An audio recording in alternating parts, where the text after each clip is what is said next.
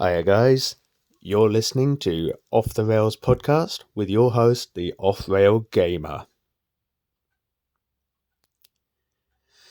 Guys, we're doing things a little bit we're doing things a little bit differently this week. That was a cough, not a sneeze, by the way. It's probably going to be hard to tell on the audio, especially as there's no video accompaniment.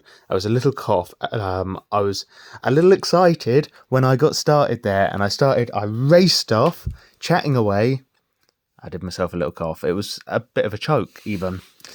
But let's hope I don't choke on the episode. And let's really hope I don't choke on the episode. We're doing things a little bit different this week. As I was saying, I'm not scripted. I'm not scripted at all. This is new territory. What that might mean is things could run a bit more smoothly. I might not trip over my words quite so much as I'm trying to read, because reading's hard. No, reading's not hard. But I do tend to find that when I am reading off a script, sometimes I'll read a word and my mouth will make the shape of a different word, and that's quite frustrating. So anyway, not scripted for the first time. I can't remember what episode this is. I think it's episode 19. Why am I not scripted? Because I haven't had time to write a script. I've been super busy, just generally with work and meeting up with people. People have wanted to meet up. So, I was out at the weekend when I might have otherwise been writing my script for today. I'm also recording this on the day it's going up, so exciting times. Anyway, enough of that. I'm not going to sit here for half an hour and talk about how we're not scripted. Let's get on with what we usually talk about. And what we usually talk about in this first section is all my socials. So, we have Off the Rails podcast. You're listening to Off the Rails podcast right now. So, you don't have to go looking for that one. But if you're not happy with the platform that you're listening to it on, I can tell you it goes up on 3 different platforms. It goes up on Spotify, Amazon Music, and Google Podcasts. And I always give Google Podcasts a hard time. It might be a really good platform to listen on. I don't know. But what I tend to do when I release an episode, I'll go and check that it's uploaded on the different platforms. Spotify, it goes up about 2 minutes after I've published. Good reason for that. I am using Spotify for podcasters to upload my podcasts. So of course it's going to go on Spotify first. Amazon Music, it does go up quite quickly, usually within about 10 to 20 minutes, I think, on average.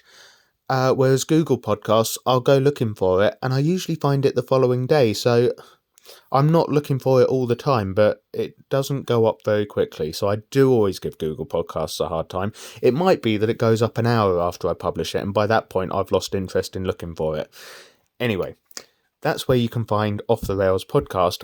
What else do I do, though? Well, I also have a YouTube channel, which we'll be talking about in just a little while. I do have a TikTok, and I've got lots of short videos up on there, and I also have a Twitch account. I did say that in the new year, and now we are in the new year, I was looking to start streaming on Twitch and TikTok. That hasn't happened yet, and we are well into the new year, aren't we? Because this is week 2, and still haven't done anything. But it's coming. It's coming. Give me a little bit of time. I'm still working on my setup, but yes, hopefully soon we'll be streaming, so you can check me out over there. What else have I got? I've got a Twitter X account. Don't do a lot on there.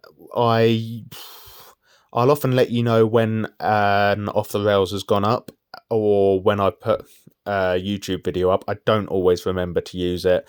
I'm not a big fan of it. Never have really used the platform, but it's there, and I do sometimes let you know what I'm up to.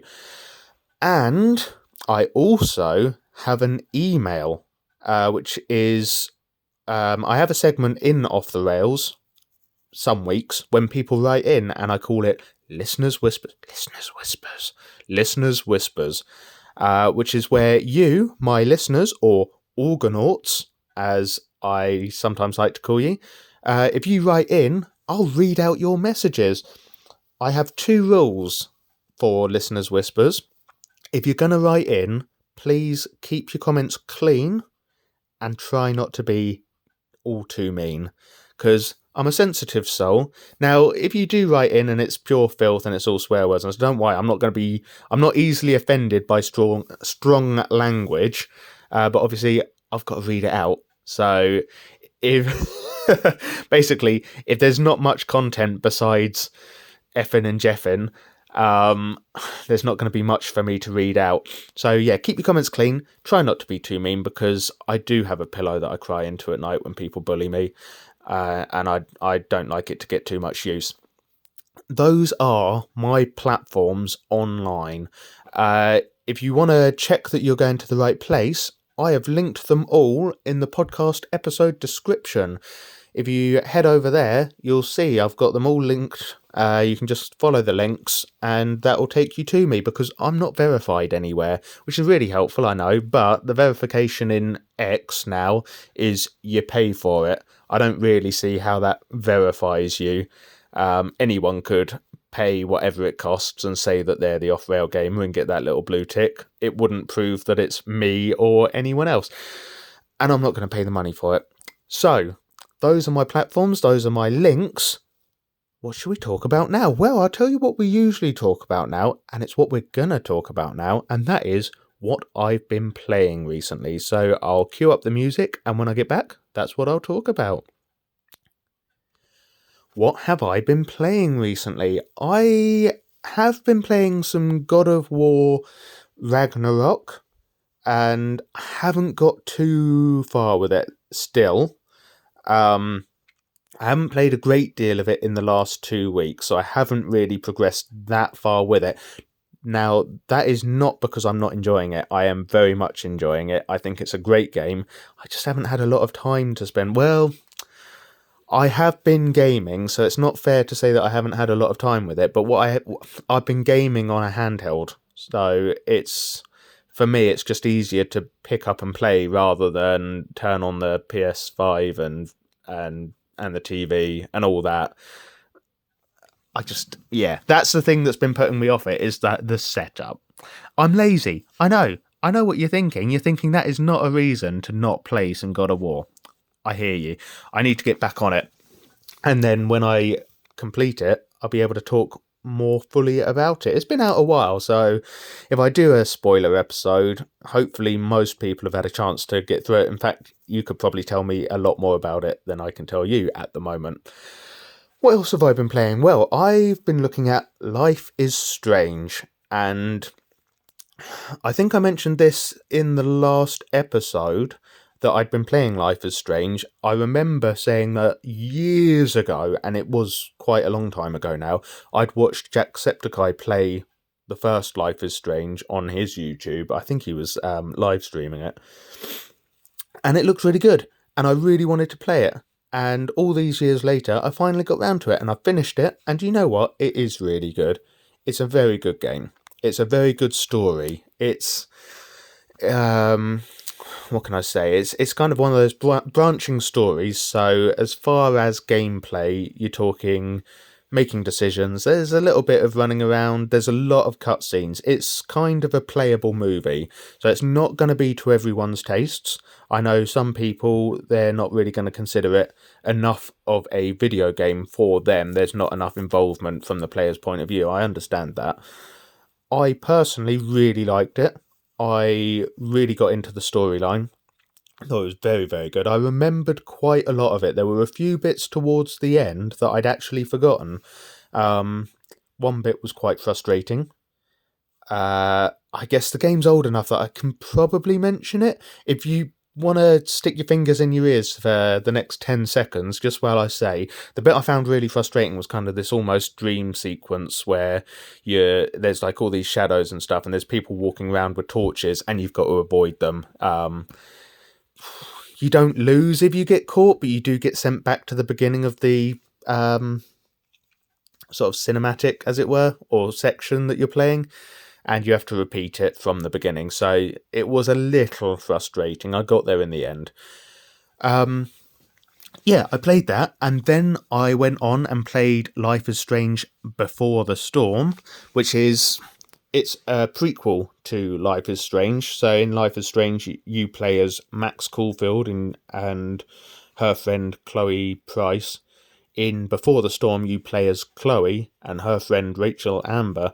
And in Life is Strange, Rachel Amber's gone missing, so it's kind of what happened before Rachel went missing. It doesn't go up to Life is Strange. It's set in the past, and it just follows their story together. So it kind of shows how they became friends and why Rachel was important to Chloe. I've also, in readiness for playing Life is Strange 2, I've got all the Life is Strange to play, and I'm quite looking forward to it. I haven't started Life is Strange 2 yet, but I have played, I think it's called The Adventures of Captain Awesome, which is like a little teaser for Life is Strange 2. Really good game. Quite sad. You play as a little kid, and he's got like an alcoholic father who's a little bit abusive, and essentially you're going around doing all the house chores while he drinks himself to sleep in front of a basketball game. It's also set in the run up to Christmas, so it tugs at your heartstrings a little bit. It's quite a hard little game, but still fun. It's not long. You'll complete it in under 2 hours. But as I say, it's a teaser for the Life is Strange 2.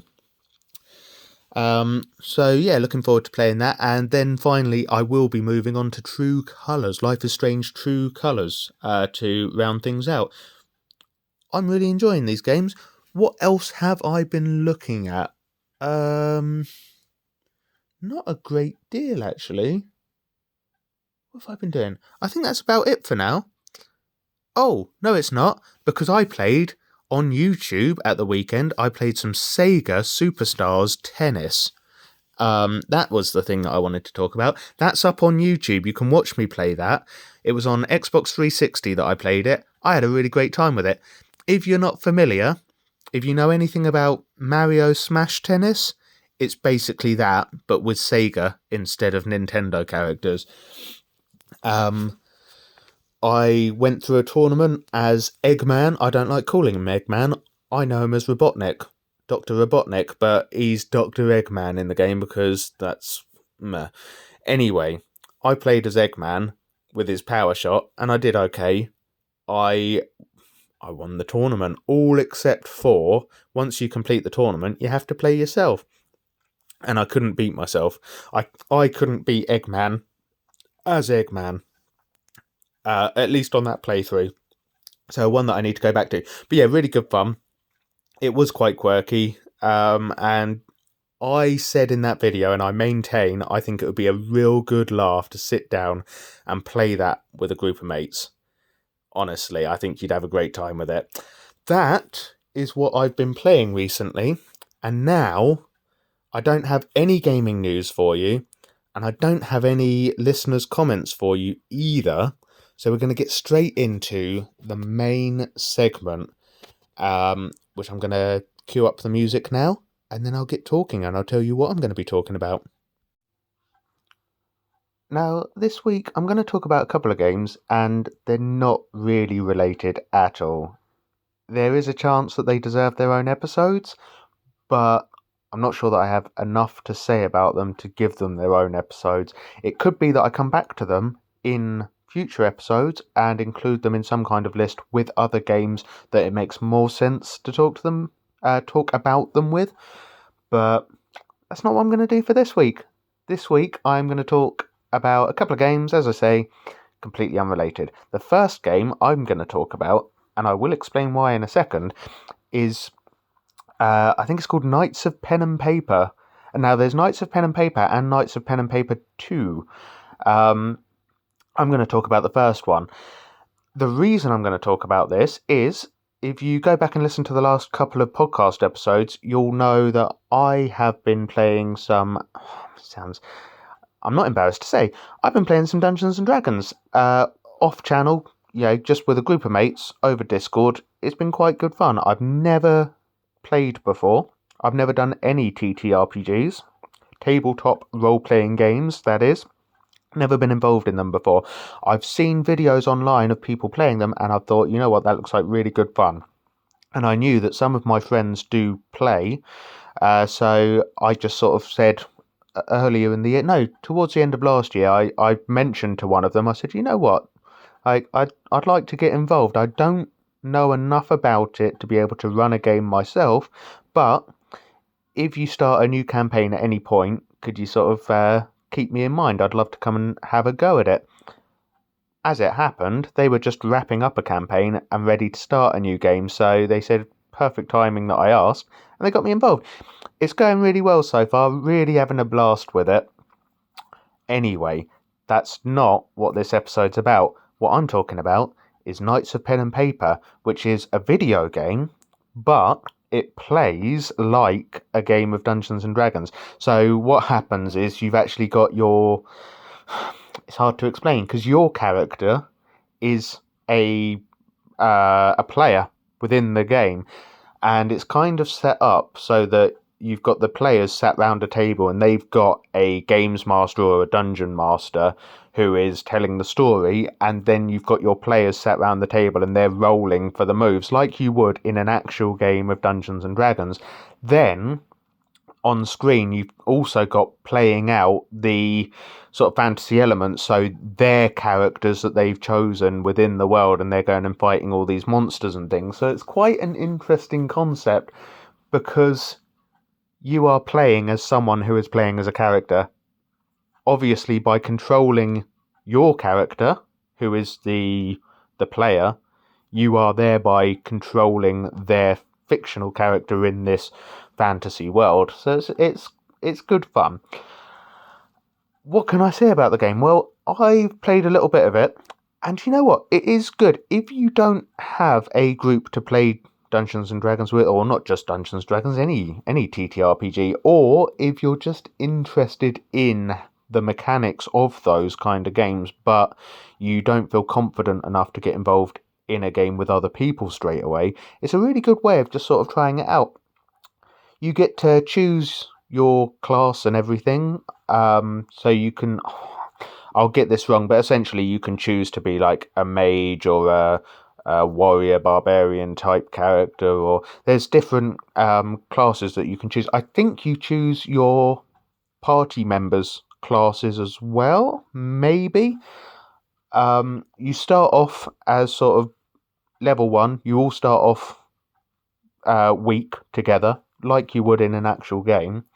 And as you go through, you get all these little campaigns and quests, so you have to run a message here or go and investigate something there, or there's monsters have overrun an area, can you go and clear it out, kind of thing. And you'll encounter all these enemies that you have to battle, and you battle them by rolling your dice, so it's good. It's good fun. It's not the same. It's not the same experience as actually sitting around a table or joining a group online sort of over webcam and things, because obviously you have more interaction. If you've got a good group of mates, you'll have the banter and stuff, and your choices, you'll have more sort of meaningful choices in an actual game and more freedom. So when you're actually playing these RPGs, you can say, well, actually, I want to do whatever, and you're free to say whatever it is, whatever choice you want to make within the game world, and it could be something completely off the wall, and your game master will say, okay, well, roll me whatever to see if you can pull it off. In this game, you kind of get that, but it's more driven by the characters, so it's really interesting how it works, because they will kind of say, I think you get options and you can choose one, so they'll say, oh, I want to, and then you press, so I'm playing on Xbox, you press X, Y, B to choose what it is that they're going to suggest they want to do, and then you will roll to see whether you're successful or not. So you don't have the full freedom that you would by playing with friends, but it works really well anyway. That's all I can really say on Knights of Pen and Paper, apart from my experiences so far. You go through, you encounter enemies, you battle them, you fight them. There's I think I started off fighting rats, which sounds really dumb, but you sort of go to this farm and it's been infested by rats and you have to kill them. I think there's rats, there's bats, and then there's all kinds of like slime monsters. You go into the woods and there's more challenging beasts that you encounter. And you earn experience points. And when you earn experience points, you can then upgrade your character. And once you earn, or once you get enough experience points to level up, you can then wear beefier armor or wield stronger weapons and things like that. That allows you to then tackle even stronger opponents. So the mechanics work really well. I just wanted to really talk about it because it's a game that I don't think gets an awful lot of attention, and I've had some fun with it. So there's that one. Now, I'm going to completely change topic, and this is, like I say, these two games are completely unrelated. What am I going to talk about now? Virtual Villagers. Would you believe it? Now, I don't know if you played Virtual Villagers. Again, it's not a game that an awful lot of people talk about, and I think the reason being it's very slow paced. It plays a little bit like a mobile game. Essentially, you play as a tribe of villagers. They've kind of washed up on an island, a deserted island, and they need to try and make a go of things. So you send them out to forage. They've got to collect food because you don't want them to starve, and then they can go and investigate mysteries on the island, and then they can start. What they need to do is they need to get research points to be able to do more and more things. So initially, they're not going to be able to do very much at all. You will send a couple of villagers out to forage to collect food.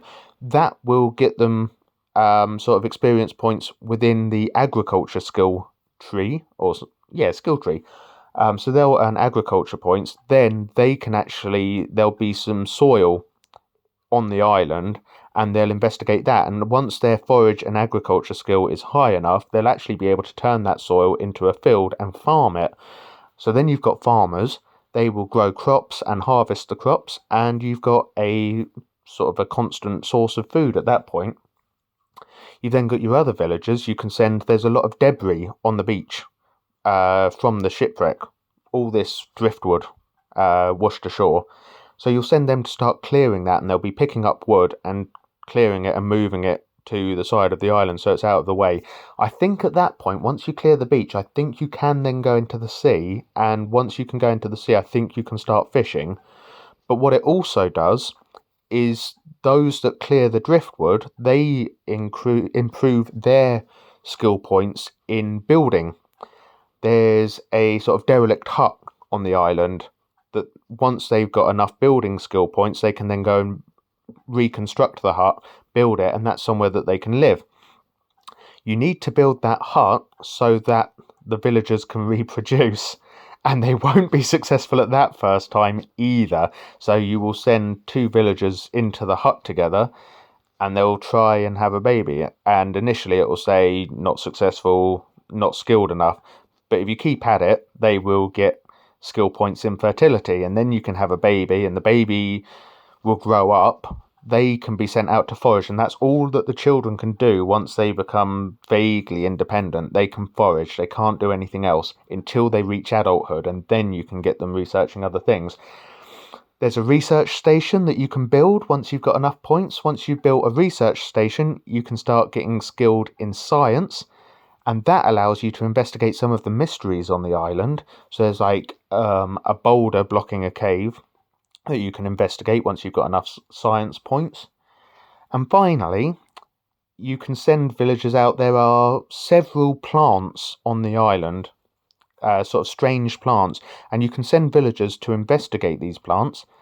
Doing so increases their skill in medicine, so that you can then, once you've got someone skilled in medicine, if someone gets injured or if someone gets old, you can sort of prolong their life and you can keep them alive a bit longer. Really interesting little game.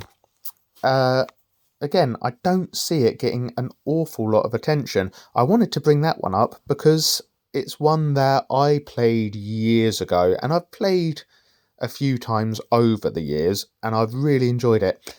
I did say it plays a bit like a mobile game. Reason being, is that you will send a villager to go and do something, but then it takes them time to complete that action. It's a bit like a mobile game, but instead of being able to pay to win, you just have to wait it out. So it's very slow paced. What I used to do when I first played was I would send a villager to do something that was going to take ages, and then I'd go and do something else for an hour or two and come back and they completed it and I could get them to do something else.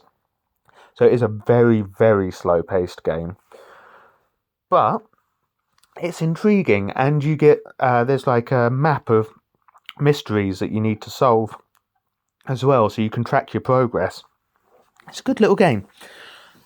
And the other reason I wanted to bring it up is because I am planning on playing it again soon. What I might do is put up an edited playthrough of it, so I can I'll play and I'll screen cap my play, but while they're taking ages to do something and it's all a bit boring, I'll sort of cut that out so we can have a look and see how far we can get.